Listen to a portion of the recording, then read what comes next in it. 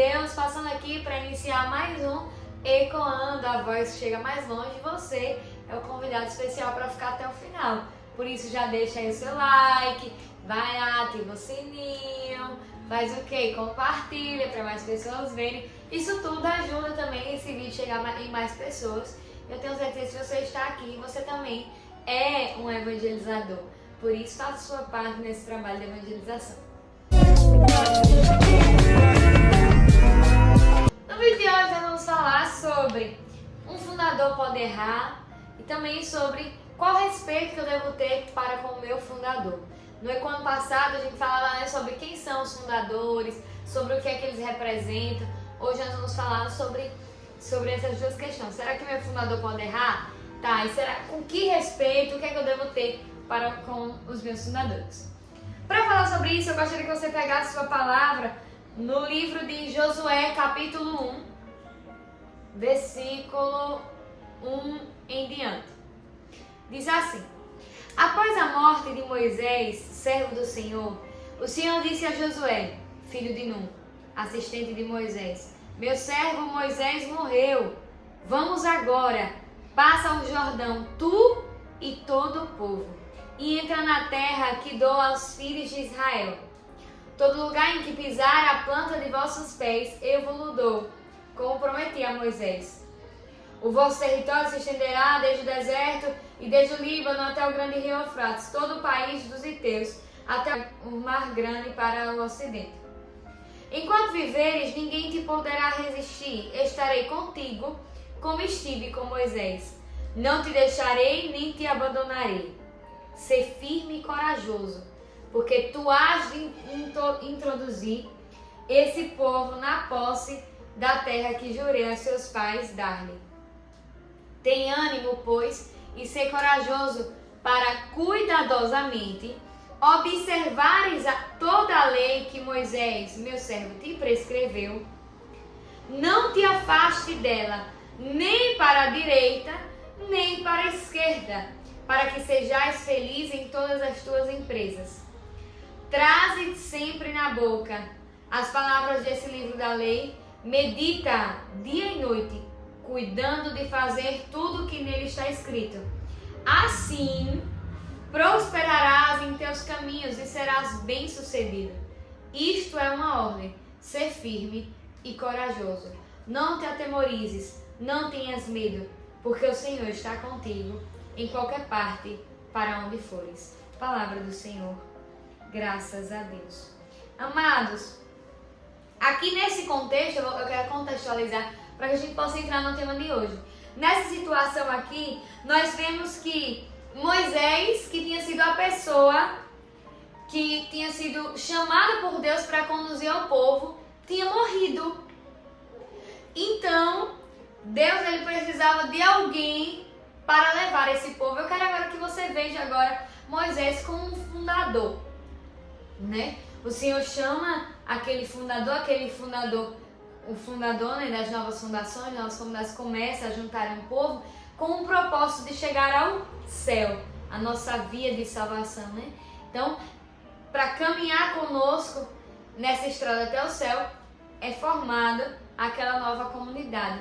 Como Moisés foi juntando aquele povo que o Senhor pediu que ele levasse até a terra prometida. E aí, dentro desse povo, estava a pessoa de Josué. Josué era um auxiliar de Moisés. Agora imagine comigo. Nessa hora aqui que a gente leu, né, Josué 1, é a hora que Deus chama Josué para assumir o posto, assumir mesmo, cuidar daquele povo e levar eles à terra prometida, porque Moisés morreu. Agora pense comigo, se Josué tivesse sido desrespeitoso, desobediente, se Josué fosse uma pessoa cheia de dúvidas e questões e que não fosse exemplo, não fosse referência, se Josué não escutasse atentamente as palavras de Moisés, que Moisés trazia de Deus, se Josué não fosse essa pessoa atenta, esse realmente auxiliar de Moisés, você acha que Deus escolheria Josué para seguir com o povo que ele confiou a Moisés? Não. não seguiria. Então, para que a gente comece essa conversa sobre fundador, membro fundador pode errar, como é isso aí, eu quero primeiro trazer esse contexto. Eu preciso confiar na inspiração que Deus tem para mim, na inspiração que Deus deu ao meu fundador, né?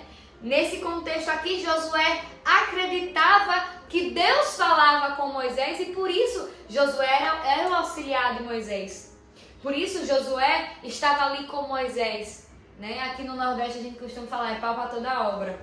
É alguém que corresponde a todas as necessidades, é alguém disponível. Josué era esse. Então precisamos entender uma coisa.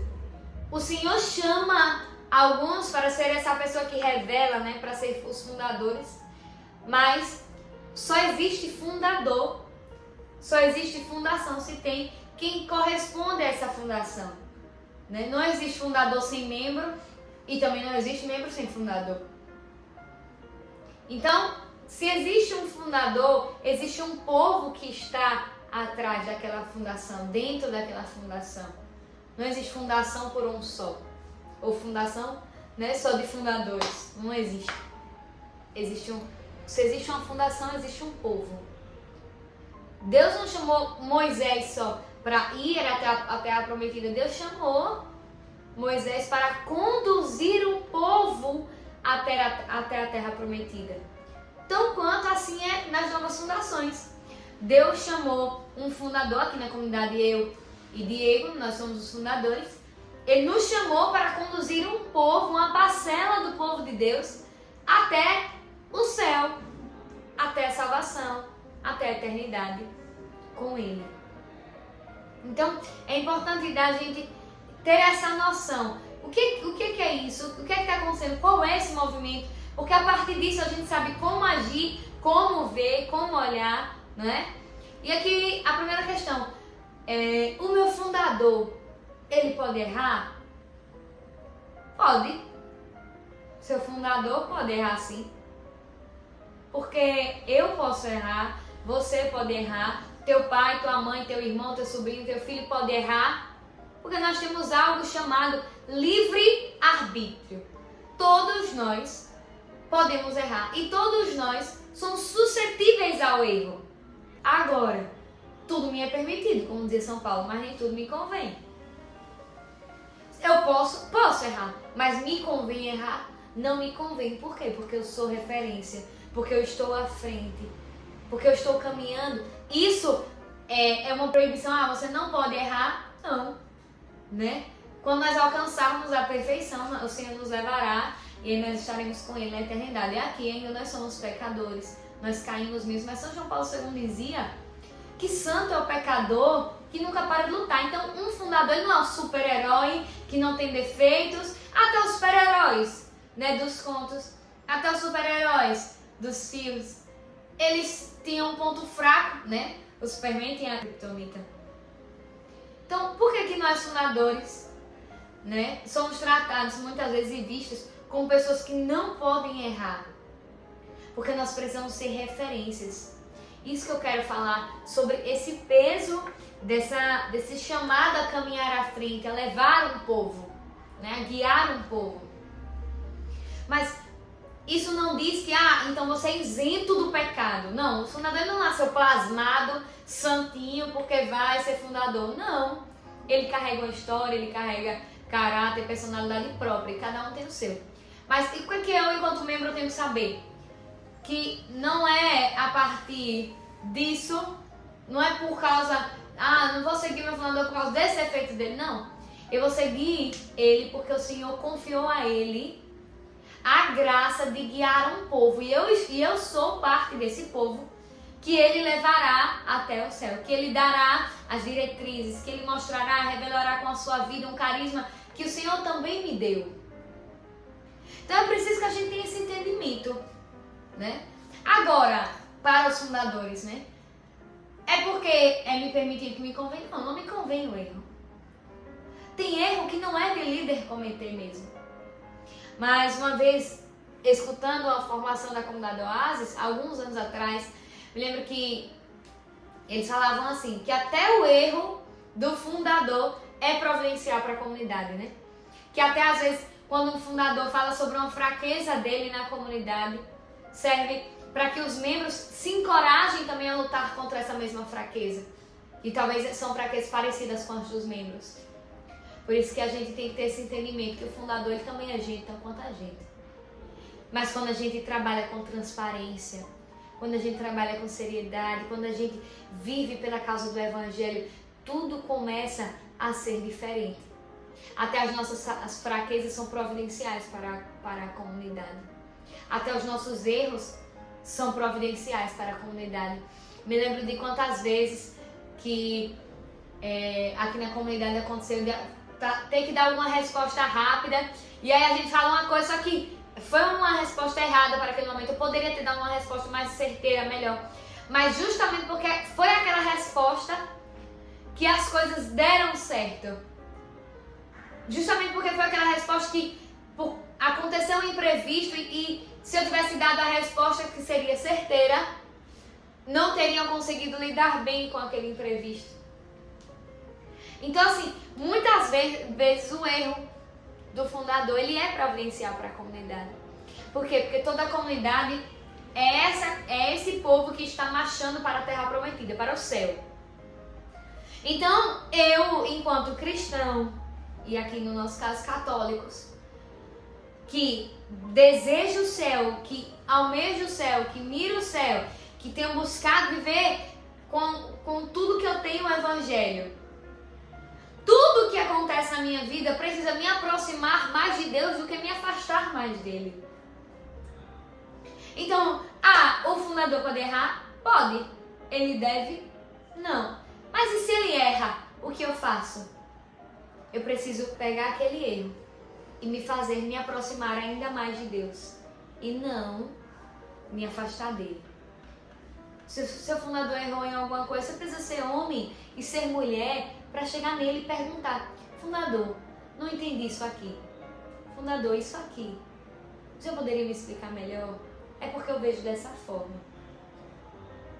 Muitas vezes, muitos membros da nossa comunidade têm se perdido porque tem gerado um afastamento com seus fundadores. E eu sei que quando as comunidades são maiores, nós não temos como ter uma proximidade maior com os nossos fundadores, mas a gente pode conseguir falar com membros mais antigos, falar com formadores, buscar entender mais de perto e não ficar criando panelinhas, fofoquinhas, sabe? Não ficar alimentando como erva daninha para perder a plantação. Você não nasceu para ser uma erva daninha, você nasceu para ser trigo, você não nasceu para ser joio. Então haja como trigo, seja como trigo, gere vida, alimente as pessoas e não mate e envenene. Se nós temos essa noção dessa pertença que foi falado já nos Ecoando, com a comunidade, eu preciso entender que as coisas que me acontecem e que acontecem na comunidade, eu preciso zelar por elas e não destruí-las. Busque resolver, busque entender, chegue mais perto. Veja naquilo ali o que Deus está querendo falar com você. Agora eu não estou falando de situações abusivas, né? Em casos abusivos você precisa realmente estar mais perto para você entender e ver quais decisões, quais atitudes você precisa tomar. Mas esses são casos particulares que você vai resolver dentro da sua comunidade, que você vai resolver dentro ali das direções espirituais da sua comunidade. Agora, se são coisas do dia a dia, sabe? Você precisa estar mais perto para você entender. Por exemplo, aqui na Ascender, quantas vezes, né, eu já escutei de alguns membros antes, né? No começo eu não era tão próximo assim, então eu não entendia algumas coisas que aconteciam, mas quando eu me aproximei eu pude ver a realidade, eu pude ver de perto como era, né? E agora eu entendo, agora eu compreendo, agora parece que tudo clareou. Por quê? Porque quando a gente tem uma visão de fora, a gente vê diferente, a gente não consegue compreender, a gente não tem pertença, né? Por isso que é um caminho. E a segunda coisa que nós vamos falar aqui no Ecoando de hoje é: qual que é o respeito que eu devo ter com a minha fundação? Se eu já sei que a minha fundação já porque pode errar, mas que não deve, né? Mas eu entendo que eles são as pessoas que Deus escolheu para me levar a terra promete. As pessoas que Deus escolheu para revelar o carisma, o dom que Ele me deu. Então, qual é o respeito que eu tenho que ter com eles? A palavra respeito, ela já se explica por si só. Eu preciso respeitar. Ah, Yasmin, eu preciso obedecer cegamente? Não. Você não precisa obedecer cegamente, você precisa obedecer retamente.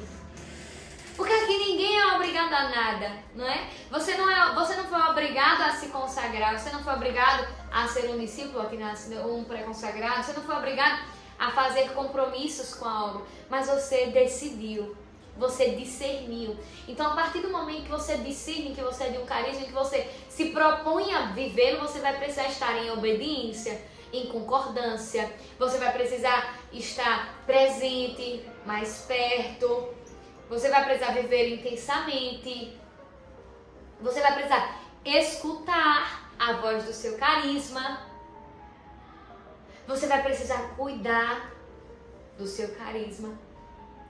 Então, qual é o respeito? O que é que eu tenho que ter com a minha fundação? Respeito. Assim como eu tenho que ter, primeiro, respeito com os meus irmãos, com a minha família, com a minha casa, com os membros da mesma comunidade que eu faço parte. E por que tem que ter um respeito ainda mais especial, um cuidado ainda mais especial com os fundadores, com a fundação? Porque é a partir deles que vai ser revelado aquilo que você é, aquilo que Deus te deu, esse carisma, esse dom. Então existe uma hierarquia, assim como na igreja existe uma hierarquia. Tudo na igreja é hierárquico. Então veja, não é? Nesse movimento, eu preciso entender que Deus colocou aquela pessoa ali, então eu preciso escutar aquela pessoa. Por isso que Josué, como nós vemos no começo, ele foi convocado. Por quê? Porque, agora veja, foi que Deus instruiu a Josué: não te desvie da lei que eu dei a Moisés, nem para a direita, nem para a esquerda. Imagina se Josué não tivesse prestado atenção naquilo que Deus deu a Moisés.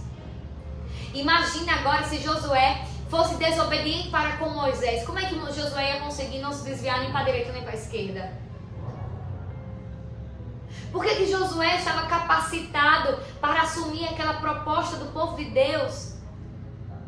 Porque ele acreditava naquilo que Deus revelava para Moisés. Assim como você, que é membro de nova comunidade, ou eu, preciso acreditar naquilo que Deus revela aos fundadores. Para que eu não me desvie nem para a direita nem para a esquerda. Nós estamos precisando de líderes nas novas comunidades. Nós nossos líderes como Josué, que estava ali escutando, que estava ali auxiliando, que estava ali ajuntando mais do que dividindo, mais do que dispersando.